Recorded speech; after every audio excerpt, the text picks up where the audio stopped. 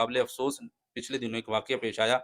कसूर की सरज़मीं पर एक मस्जिद है, वहाँ के जो इमाम साहब हैं, उनकी वालिदा मोहतरमा का इंतकाल हो गया और वो अपनी वालिदा मोहतरमा के इंतकाल पर अपने गाँव की तरफ चले गए, जहाँ उनकी रिहाइश थी, आबाई रिहाइश। जी, जी।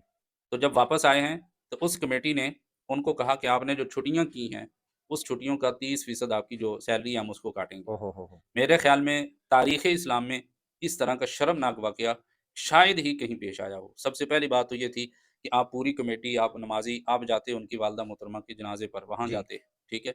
उनकी जो वहाँ पे जो ज़िम्मेदारियाँ थी, उसमें आप शामिल होते। मसलन होता है कि जी मेहमानों के लिए खाना है या कोई और उनकी कोई परेशानी है, उसमें आप शरीक होते।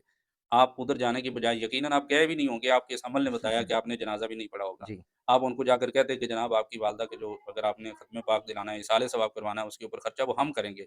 ऐज़ ए इमाम, आपके जो इमाम थे, आप कमेटी ज़िम्मेदारी बनती थी आपकी कि आप ये जाकर वहाँ पे ज़िम्मेदारी अदा करते, लेकिन आपने यकीनन ऐसा नहीं किया होगा, बल्कि आपने एक नहायत ही काबिल अफ़सोस और हुँ। शर्मनाक अमल जो है, वो आपने करके दिखाया कि आपने वालिदा के इंतकाल पर उनकी छुट्टियों की आपने जो है तनख़्वाह काट ली है। ये जो इमाम को दुःख देते हैं, अल्लाह की बारगाह में आप क्या मुँह लेकर जाएँगे? आप समझते हैं कि आपको मस्जिद की खिदमत का इस तरह सवाब मिलेगा? हुँ। यकीनन नहीं मिलेगा।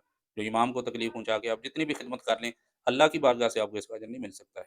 जी, और वैसे तो हर फ़ील्ड में ये होता है कि बड़ी से बड़ी जॉब जहाँ पे आम छुट्टी नहीं मिलती, वहाँ जी। पे भी अगर कोई इमरजेंसी आ जाए तो वो खुद छुट्टियाँ भी देते हैं, बल्कि उल्टा वज़ीफ़ा भी मुकर्रर करते हैं कि हाँ जी। आपको कोई मुश्किल है तो ये आपकी हेल्प के लिए कंपनी दे रही है। तो ब मसाजिद में भी कुछ ऐसा हमारे अवाम का ये शऊर होना चाहिए, हाँ। इंतज़ामिया का ख़ास तौर पे।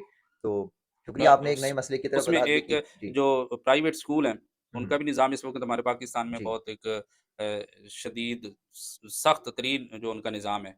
जो उनके पास अमला होता है, उनके साथ रवैया एक नाक़ाबिल अफ़सोस होता है।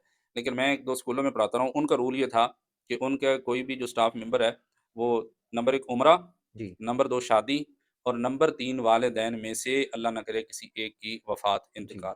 ये 3 उनकी निज़ाम में शामिल थी कि इन तीनों में जो भी कोई छुट्टी करेगा, जितनी करेगा, उसकी सैलरी नहीं काटी जाएगी, उसको हुँ। पूरी दी जाएगी। हालाँकि ये प्राइवेट सेक्टर है। ये प्राइवेट सेक्टर है, प्राइवेट है, जी। ठीक है? वो तो काट भी चुके हैं, वो अपनी जेब से उन्होंने देने हैं। तो मस्जिद वाले, कमेटी वाले तो अपनी जेब से नहीं देते हैं, वो तो जी। मोहल्ले का पैसा होता है। तो आपको इस बात से जो है ना, वो तौबा करनी चाहिए हुँ। और इमाम साहब से माज़रत और माफ़ी माँग के उनके साथ वो दोबारा जो है अपने मामलात को दुरुस्त करना चाहिए।